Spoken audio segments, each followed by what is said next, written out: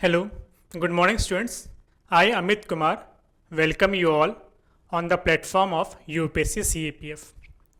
आज का जो हमारा लेक्चर है वो मणिपुर के वायलेंस और मणिपुर में जो प्रेसिडेंट रूल अप्लाई किया गया है उसके बारे में है।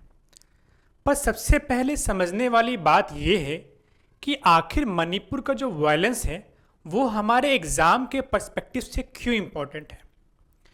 तो मैं आपको ये बताना चाहूँगा कि जो हमारे 3 स्टेजेस हैं एग्ज़ाम की, चाहे वो पेपर 1 हो, चाहे पेपर 2 हो या इंटरव्यू हो, तीनों ही स्टेज में आपसे मणिपुर वायलेंस के ऊपर डायरेक्टली या इनडायरेक्टली सवाल पूछे जा सकते हैं। तो अगर हम ये देखें कि किस किस एरिया में सवाल बन सकते हैं, तो अगर हम पेपर 1 की बात करें तो पेपर 1 में आपसे मैप बेस्ड क्वेश्चन पूछे जा सकते हैं। कौन से सवाल? Map based. जैसे आपसे ये पूछा जा सकता है कि नॉर्थ ईस्ट के जो स्टेट हैं उससे किस किस अदर कंट्रीज की बाउंड्री लगती है। जैसे अरुणाचल के साथ चाइना की बाउंड्री है, अरुणाचल, नागालैंड, मणिपुर, म्यांमार के साथ मिजोरम के साथ म्यांमार की बाउंड्री है। फिर उसी तरह से आपसे पूछा जाएगा कि बांग्लादेश की बाउंड्री किसके साथ है, या आपसे डायरेक्टली पूछा जा सकता है कि मणिपुर जो है, जो कि हीट ऑफ द टाउन है, उससे इंडिया के कौन कौन से स्टेट की बाउंड्री है, किस किस स्टेट की बाउंड्री है मणिपुर के साथ? नागालैंड, असम, मिजोरम, ये 3 स्टेट की बाउंड्री है और एक कंट्री जो है म्यांमार, उसकी बाउंड्री है। तो ये ऐसे मैप बेस्ड सवाल, या फिर आपसे नदी के बारे में पूछा जा सकता है, कौन कौन सी जो नदी है, जैसे मेन नदी कौन कौन सी है, ब्रह्मपुत्र हो गई, यहाँ से तीस्ता पास होती है। ये सारी जो रिवर्स है, मेन रिवर्स इंडिया के नॉर्थ ईस्ट के किन किन स्टेट्स से होकर गुजरती है और उनकी इंपॉर्टेंट ट्रिब्यूटरीज क्या क्या है। तो आपसे स्टेट बाउंड्रीज के बारे में पूछा जा सकता है। पेपर 1 की अगर बात करें, स्टेट बाउंड्रीज। दूसरा सवाल किसने पूछा जा सकता है? रिवर के बारे में, कि कौन कौन सी रिवर किस किस स्टेट से होकर गुजरती है और उन रिवर की कौन कौन सी ट्रिब्यूटरीज हैं। उसके बाद आपसे ट्राइब्स के बारे में पूछा जा सकता है। मणिपुर में जो वायलेंस हो रहा है वो मेनली ट्राइबल वायलेंस है, जैसे मेतीज और कुकीज, उसी तरीके से मेतीज और चिन, मेतीज और नागाज, ये सारे ट्राइब्स हैं। तो नॉर्थ ईस्ट में ऐसे कई सारे ट्राइब्स हैं, जैसा कि फेमस आपने मेघालय में सुना होगा गारो, खासी, जयंतिया, ये 3 हिल्स हैं। तो वहाँ पे यही 3 ट्राइब्स रहती हैं, गारो ट्राइब्स, खासी ट्राइब्स और जयंतिया ट्राइब्स। तो पूरा का पूरा नॉर्थ ईस्ट में कई सारे ट्राइबल्स ग्रुप्स हैं, छोटे छोटे ग्रुप्स हैं। मिजोरम में मिजो है, मणिपुर में मेतीज है, नागालैंड में नागाज हैं। तो ये सारे ट्राइब्स हैं। मेघालय में हमने देखा कि 3 हिल्स हैं, उनकी 3 ट्राइब्स हैं। तो ट्राइब्स के बारे में आपसे सवाल पूछे जा सकते हैं। उसके बाद रिसोर्सेस के बारे में, कि यहाँ पे कौन कौन सा मिनरल रिसोर्स मिल सकता है। तो ये जो ज्योग्राफी बेस्ड सवाल हैं वो डायरेक्टली निकल के आपके पेपर 1 में आ सकते हैं। फिर पेपर 2 में क्या आ सकता है सवाल? पेपर 2 में आपके लिए इंपॉर्टेंट है एसेज में, कि नॉर्थ ईस्ट की सिचुएशन को कैसे कंट्रोल किया जाए, इस पर आपका क्या टिप्पणी रहेगी। ऐसा ऐसे आपसे पूछा जा सकता है कि क्या नॉर्थ ईस्ट के वायलेंस को या फिर मणिपुर के वायलेंस को कंट्रोल करने के लिए सिर्फ आर्म्ड फोर्स ही हमारे लिए जरूरी है, या हमें और भी एवेन्यूज और भी कई सारे रास्ते देखने चाहिए। इस पर ऐसे आ सकता है। और सेम सवाल आपसे इंटरव्यू में भी पूछा जा सकता है कि आपको क्या लगता है कि Manipur is burning, why Manipur is burning? What is the reason behind the burning of Manipur? What is the reason behind failure of state infrastructure in Manipur? तो तीनों ही पेपर 1 के MCQs, पेपर 2 में एसेज और इंटरव्यू के direct सवाल आपसे पूछे जा सकते हैं। तो इसीलिए आज के इस लेक्चर को हमने 11 अलग अलग स्लाइड्स में बांटा है, 11 अलग अलग पार्ट्स में बांटा है, जिससे कि हम पूरे मणिपुर के वायलेंस को, मणिपुर के केस को एक ब्रॉडर कॉन्सेप्ट में समझ सके और हमारे एग्जाम में जो भी सवाल आएंगे हम उनको आसानी से टैकल कर सकते हैं। तो आज का लेक्चर स्टार्ट करते हैं। तो सबसे पहले मन में ये ख्याल आता है कि हमने जो प्रेसिडेंट रूल लगाया मणिपुर में, आखिर ये सब स्टार्ट कैसे हुआ। तो इसके पीछे की कहानी ये है कि मणिपुर में मेनली जो सबसे बड़ा ट्राइबल ग्रुप है वो है मेतीज। उसको वहाँ पे एससी कैटेगरी का दर्जा मिला हुआ है, पर उसका ये कहना है क्योंकि हम भी ट्राइब्स हैं तो हमें भी एसटी का दर्जा मिलना चाहिए। ठीक है, इस बात को वो लेकर चले गए कहाँ, मणिपुर हाईकोर्ट। मणिपुर हाईकोर्ट ने कहा ठीक है, हम आपकी बात मानते हैं। मणिपुर हाईकोर्ट ने स्टेट गवर्नमेंट को और सेंट्रल गवर्नमेंट को ये डायरेक्शन दिया कि आप 4 वीक के अंदर यानी 1 महीने के अंदर अपनी रिपोर्ट पेश करिए कि आपको क्या लगता है कि मेतीज को रिजर्वेशन देना चाहिए एसटी में। ये बात हुई किसकी, मणिपुर हाईकोर्ट की। इसको लेकर बाकी जो ट्राइबल्स ग्रुप हैं जैसे कुकीज हो गए, नागाज हो गया, चिन हो गया, इन लोगों ने एक यूनियन बनाई, उसका नाम था ATSUM, all tribal students union Manipur. ये एक ऑर्गेनाइजेशन बनी एटसुम। इन्होंने एक प्रोटेस्ट मार्च निकाला कि भाई जो रिजर्वेशन मिला है वो हमारे ही पास रहना चाहिए, वो रिजर्वेशन मेतीज को नहीं दिया जाना चाहिए। मेतीज पहले से रिच हैं, मेतीज के पास लैंड है वैली में ही सारा इंफ्रास्ट्रक्चर है। मेतीज कॉलोनियल टाइम से राजा महाराजा रहे हैं, तो उनको रिजर्वेशन की क्या जरूरत है, रिजर्वेशन की तो जरूरत हमको है। इसीलिए हमारा कोटा छीनकर मेतीज को मत दीजिए, इसके लिए उन्होंने प्रोटेस्ट निकाला। तो एटसुम ने प्रोटेस्ट निकाला जिसमें कुकीज आए, नागाज आए, चिन आए और भी छोटे छोटे ट्राइबल ग्रुप्स आए जो कि मेनली पहाड़ों में रहते हैं। उन लोगों ने प्रोटेस्ट मार्च निकाला। ये देखकर मेतीज समुदाय के लोग भड़क गए कि अगर हम अपना अधिकार मांग रहे हैं, अगर हम अपने राइट्स मांग रहे हैं, क्योंकि रिजर्वेशन भी क्या है, एक तरह का राइट है, एक अफर्मेटिव राइट है। तो मेतीज ने कहा कि हम अपने राइट्स के लिए लड़ रहे हैं, तो आपको क्या दिक्कत है। तो ये दोनों ग्रुप आपस में टकरा गए, एक तरफ थे मेतीज और एक तरफ थे बाकी जितने छोटे छोटे ट्राइबल ग्रुप हैं। तो यहां से वायलेंस स्टार्ट हुआ और ये इतना बढ़ता गया कि स्टेट गवर्नमेंट इसको कंट्रोल नहीं कर पाई। अंत में वहां पे सीआरपीएफ और पैरामिलिट्री की और भी टुकड़ियां भेजनी पड़ी। जब ये भी नहीं हो पाया तो अंत में सेंट्रल गवर्नमेंट ने वहां पे प्रेसिडेंट रूल लगा दिया स्टेट गवर्नमेंट के एडवाइस के ऊपर। इसका रिजल्ट क्या हुआ कि सीएम ने रिजाइन किया और जो स्टेट असेंबली है वो सस्पेंड हुई। ध्यान रखिएगा, प्रेसिडेंट रूल लगने के बाद अभी का स्टेटस क्यों ये है कि स्टेट असेंबली सस्पेंडेड है, डिसॉल्व नहीं है। ठीक है, तो ये था बैकग्राउंड मणिपुर वायलेंस का। अब हम एक एक करके ये देखेंगे कि क्या क्या फैक्टर्स हैं जिसके वजह से ये वायलेंस हुआ। तो जैसा कि हमने डिस्कस किया कि पहला फैक्टर ये था कि मेतीज और बाकी ग्रुप के लोग आपस में लड़ पड़े। तो अब हम ये देखते हैं कि मेतीज के पास क्या क्या है और बाकी जो छोटे छोटे ट्राइबल ग्रुप्स हैं जैसे कुकीज, नागाज वगैरह, उनके पास क्या क्या है। तो पहला ग्रुप है मेतीज। इनकी जो पॉपुलेशन है वो लगभग 53% पॉपुलेशन है। बाकी के जो ग्रुप हैं जैसे चिन, कुकी, नागा, मिजो, इनकी पॉपुलेशन सिर्फ और सिर्फ 26% है। तो मेतीज की पॉपुलेशन कितनी हो गई, डबल। पर अचंभित करने वाली बात यह है, एस्टोनिशिंगली, एरिया जो है मेतीज के पास वो सिर्फ और सिर्फ 10% है। कैसे, अगर आप ये मणिपुर का मैप देखेंगे तो जो बीच का पार्ट है, ये वाला पार्ट, ये है वैली यानी प्लेन, और ये जो बाकी का जो एरिया है ये सारा, ये आपका हो गया वैली, ये है वैली। ठीक है, और ये जो एरिया है ये सारा जो इसके ये है हिल्स, माउंटेन्स। तो वैली जो है सिर्फ और सिर्फ 10% है और ये जो माउंटेन्स हैं जिसके चारों तरफ वो 90% है। तो जो मेतीज हैं वो सिर्फ 10% लैंड पे ही रहते हैं जबकि उनकी पॉपुलेशन 53% है। और बाकी ये सारे जो हैं इनकी पॉपुलेशन सिर्फ 26% है पर ये 90% लैंड पे रहते हैं। तो लैंड रिसोर्स का अनइक्वल डिस्ट्रीब्यूशन है, पहली बात। दूसरी बात ये, मेतीज जो हैं जो वैली में रहते हैं वो लैंड पहाड़ों पे खरीद नहीं सकते, पर ये जो चिन, कुकी, नागा, मिजो है ये पहाड़ों में रहते हैं तो पहाड़ों का तो लैंड खरीद ही सकते हैं, साथ साथ वैली का भी लैंड खरीद सकते हैं। तो लैंड खरीदने का पावर मेतीज के पास नहीं है, सिर्फ इन लोगों के पास है। तीसरी बात, चौथी, रिलीजन क्या है, तो मेतीस जो हैं वो मेनली हिंदू हैं। मेतीस क्या है, मेनली हिंदू हैं।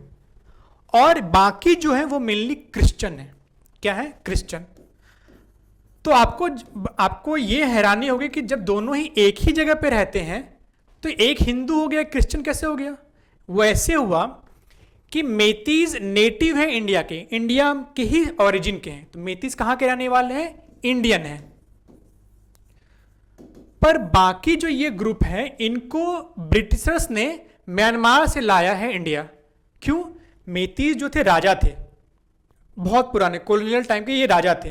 तो जब ब्रिटिशर्स आए नॉर्थ ईस्ट में कब्जा किया तो उन राजा से लड़ने के लिए उनको सैनिक की जरूरत थी, तो वो सैनिक उन्होंने लाया म्यांमार से।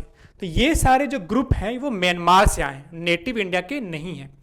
और चूंकि ब्रिटिशर्स के द्वारा लाए गए हैं तो ब्रिटिशर्स ने उनको अपना रिलीजन भी दिया, इसीलिए वो क्रिश्चियन बन गए। तो ये जो ग्रुप है ये कहाँ से आए हैं, म्यांमार से। तो ये बेसिक डिफरेंस है इन दोनों ग्रुप्स के बीच। और रिसोर्स का डिस्ट्रीब्यूशन मैंने बताया कि कैसे कैसे है। अब अगली बात है कि ज्योग्राफिकल एंगल से देखते हैं दोनों के बीच क्लैश कहाँ कहाँ हुआ। तो पहला तो भाई रिसोर्स का हुआ, क्या कि मेतीस के पास वैलीज हैं। मेतीस के पास क्या है, वैली है। और बाकी मान लो कुकीज, इनके पास क्या है, माउंटेन्स है। तो माउंटेन के रिसोर्स अलग होते हैं, वैली के रिसोर्स अलग होते हैं, अलग अलग रिसोर्सेस हैं। डेमोग्राफी, मेतीस को लगता है कि कुकीज जो है हमारी वैलीज में आके लैंड खरीदेंगे तो डेमोग्राफी चेंज हो जाएगी। उसी तरीके से कुकीज को लगता है कि मेतीस वैली से उठकर पहाड़ों में आ जाएंगे तो यहाँ की डेमोग्राफी चेंज हो जाएगी। और अगर डेमोग्राफी चेंज होगी तो कल्चर चेंज होगा, लैंग्वेज चेंज होगा। मान लो मैं एक मेती हूँ, मैं वैली में रहता हूँ, मेरी अपनी लैंग्वेज है, मेरा अपना रहने का अपना तरीका है। अगर नागाज आ जाएंगे, कुकीज आ जाएंगे मेरे एरिया में रहने में, तो मेरे कल्चर में डिफरेंस आएगा, मेरी लैंग्वेज में डिफरेंस आएगा। तो लोगों को लगता है कि एक ट्राइबल ग्रुप अगर दूसरी जगह रहने चला गया तो उनकी लैंग्वेज में, उनके कल्चर में, उनकी इथनिसिटी में चेंज आएगा। तो इस बात का भी डर है। तो रिसोर्स का बंटवारा सही नहीं है। उसी तरीके से डेमोग्राफी में चेंज हो सकता है। और तीसरा, कल्चर और लैंग्वेज में चेंज आ सकता है। अब आगे बढ़ते हैं। इसके साथ साथ जो बहुत बड़ा यहाँ पे खेल रचाया गया है जिसके बारे में बात नहीं की जाती है वो है ड्रग ट्रैफिकिंग। मणिपुर में पॉपी कल्टीवेशन होता है और सीआईए ने क्या किया है कि बांग्लादेश, नॉर्थ ईस्ट के कुछ स्टेट्स और म्यांमार एक लंबी लाइन बनाई है पॉपी कल्टीवेशन की। और ये पॉपी का कल्टीवेशन इंडिया में करके, नॉर्थ ईस्ट में करके सीआईए म्यांमार में एक्सपोर्ट करता है। और गोल्डन ट्रायंगल, दो ट्रायंगल है, एक तो गोल्डन क्रिसेंट जिसमें क्या क्या आता है, ईरान, अफगानिस्तान, पाकिस्तान, ये गोल्डन क्रिसेंट है। एक है गोल्डन ट्रायंगल, इसमें म्यांमार, लाओस, थाईलैंड, वियतनाम। तो ये दो हॉट स्पॉट हैं किसके, पॉपी कल्टीवेशन के, ओपीएम के, ड्रग ट्रैफिकिंग के। ये दो पॉइंट्स क्या है, ड्रग ट्रैफिकिंग के हॉटस्पॉट है। तो सीआईए क्या करता है कि नॉर्थ ईस्ट में पॉपी को कल्टीवेट करता है और इन जगह पे एक्सपोर्ट करता है। तो सीआईए चाहता है कि बांग्लादेश, मणिपुर और म्यांमार एक ट्रेड साइकिल बना सके कि बांग्लादेश में भी यहां से पॉपी जाए और मणिपुर से म्यांमार में भी पॉपी जाए और इस पॉपी को, इस ड्रग को बेचकर सीआईए पैसा बना सके। तो ये खेल चल रहा है ड्रग ट्रैफिकिंग का नॉर्थ ईस्ट में। तो इसीलिए वहाँ वायलेंस हो रहा है। जहाँ भी ड्रग की ट्रैफिकिंग होगी वहाँ वायलेंस होगा। क्यों, क्योंकि गैंग के मेंबर आपस में लड़ेंगे, अपने एरिया को कब्जा करना चाहेंगे, अपना वर्चस्व बनाना चाहेंगे। इसलिए ड्रग ट्रैफिकर्स के बीच भी लड़ाई हो रही है।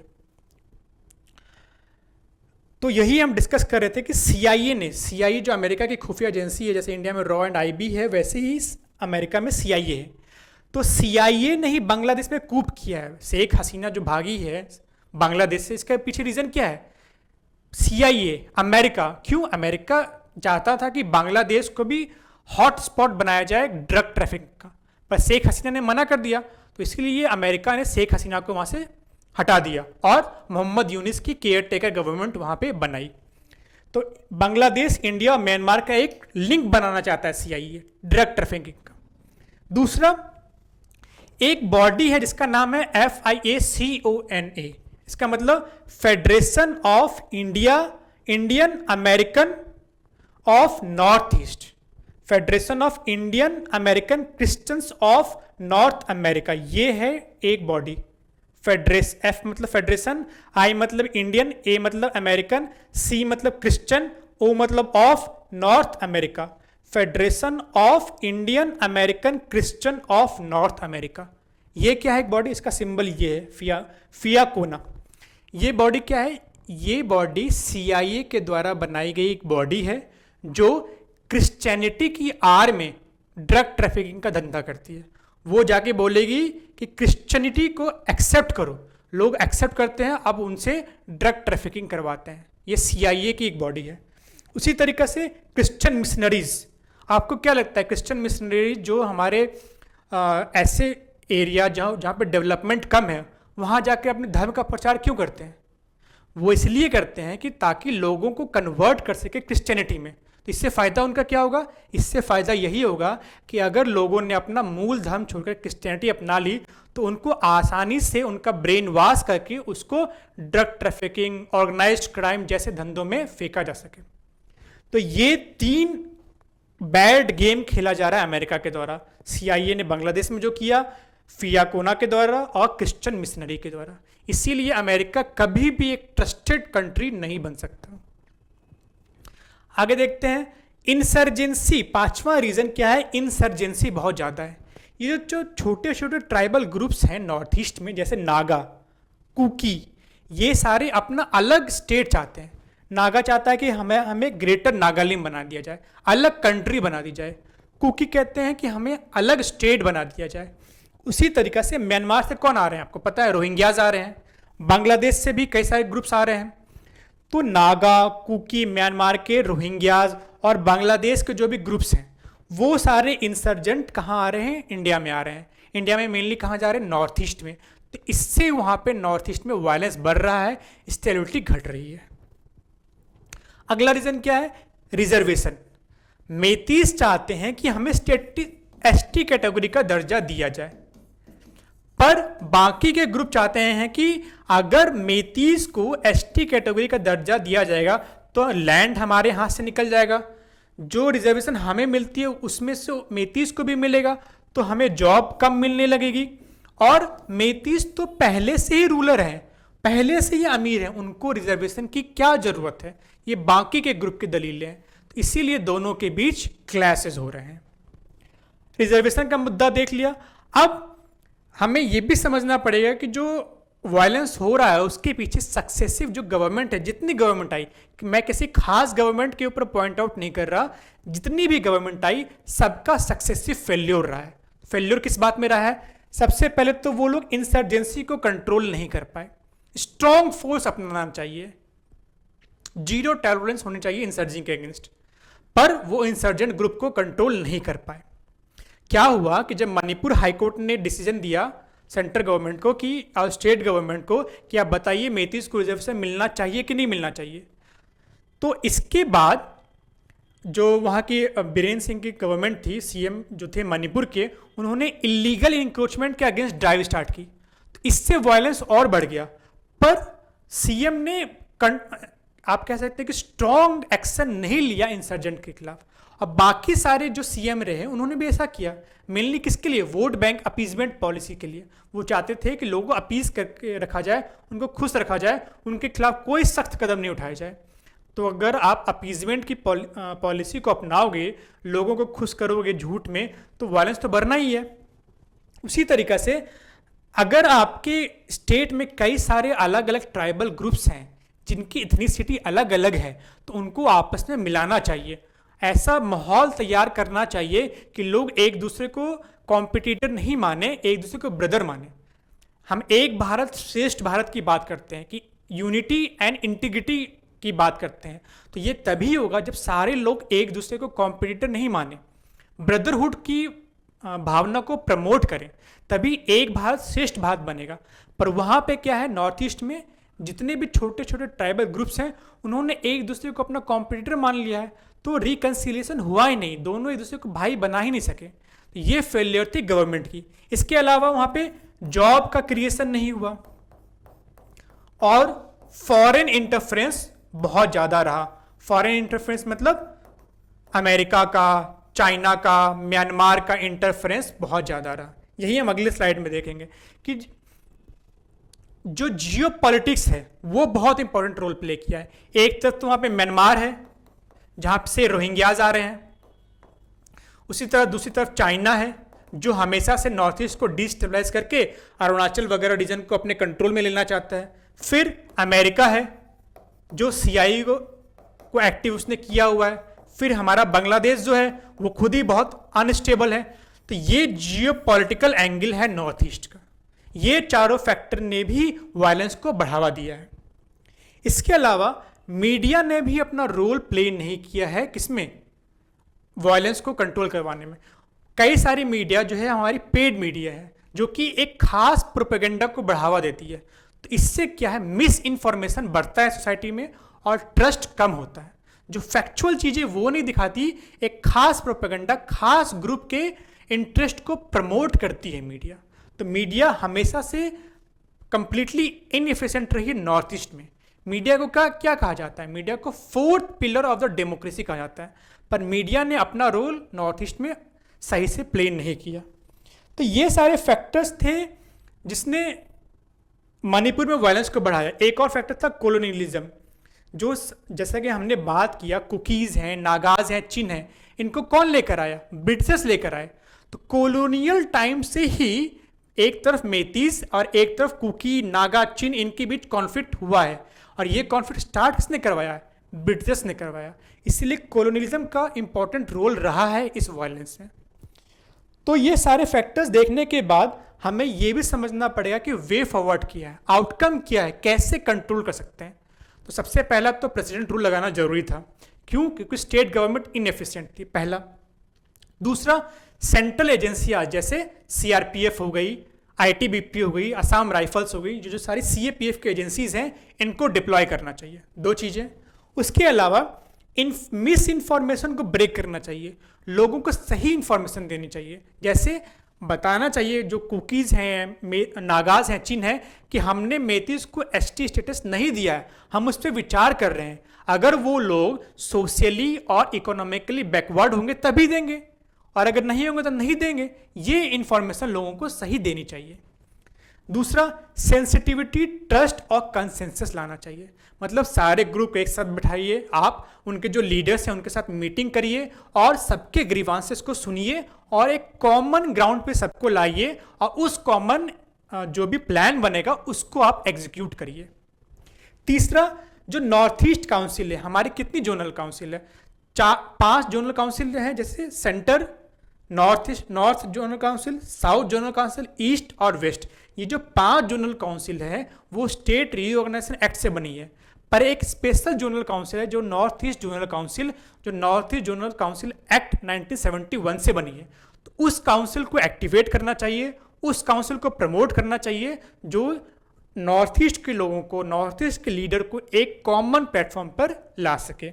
उसके अलावा जो पॉपी कल्टीवेशन है, कई सारे लोग जो है नॉर्थ ईस्ट के वो पॉपी कल्टीवेशन पे बेस्ड हैं। किसके लिए? अपनी इकोनॉमी के लिए, अपनी लाइवलीहुड के लिए। तो उनके लिए अल्टरनेटिव इकोनॉमिक पॉलिसी लानी चाहिए। तो क्या क्या करना चाहिए जॉब के लिए? देखिए, जहां जॉब रहेगी, इकोनॉमी अच्छी होगी, वहां वायलेंस कम होगा।